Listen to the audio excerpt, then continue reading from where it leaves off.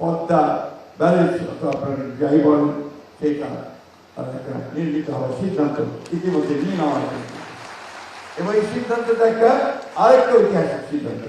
আসলে ফারাক্কা দিবস এখন আমাদের কাছে একটা প্রতীক অফ রেজিস্ট্যান্স, প্রতিরোধের একটা প্রতীক।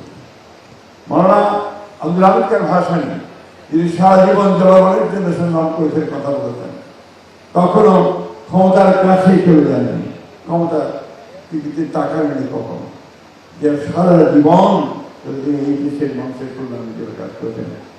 সেই মাওলানা আব্দুল হামিদ খান ভাসানীকে আমি প্রথমেই আন্তরিকভাবে শ্রদ্ধা এবং তাকে আমাদের সকলের ভালোবাসা জানতে চাই।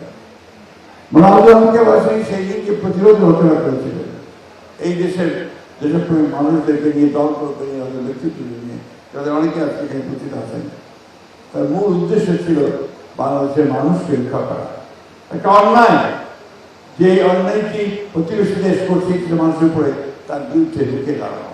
এবং এই অন্যায়টি শুধু একটা ছোটখাটো অপরাধ নয়, অন্যায় নয়, এই অন্যায়টি হচ্ছে বিশাল একটা জনগোষ্ঠীর নিশ্চিন্ত বিরুদ্ধে আন্দোলন।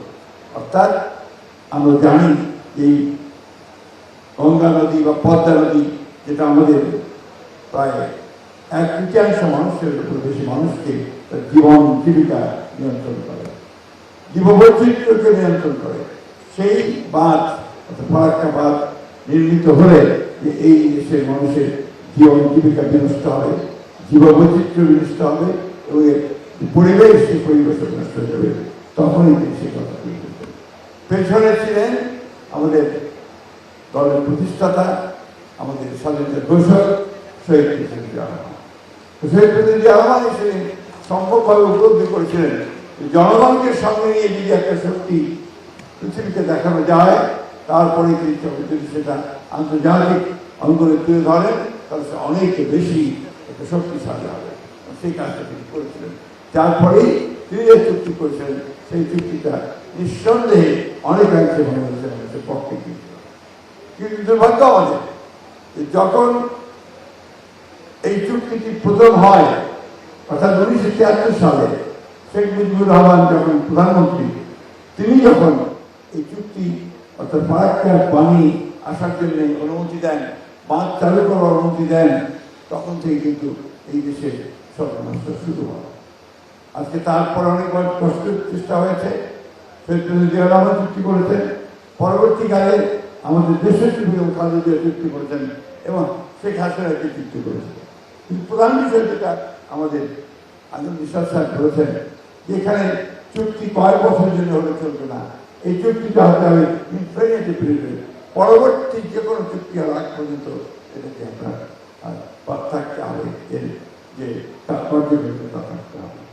মূল বিষয়টি যে কথা আমরা বলতে চাই, বারবার করে বলার চেষ্টা করছি আমরা, যে মানুষ যদি সংযুক্ত না হয়, মানুষ যেটা নিজের দাবির জন্য যদি আপনি সংযুক্ত না হয়, তাহলে সেই দাবি কখনো আদায় করা যায় না।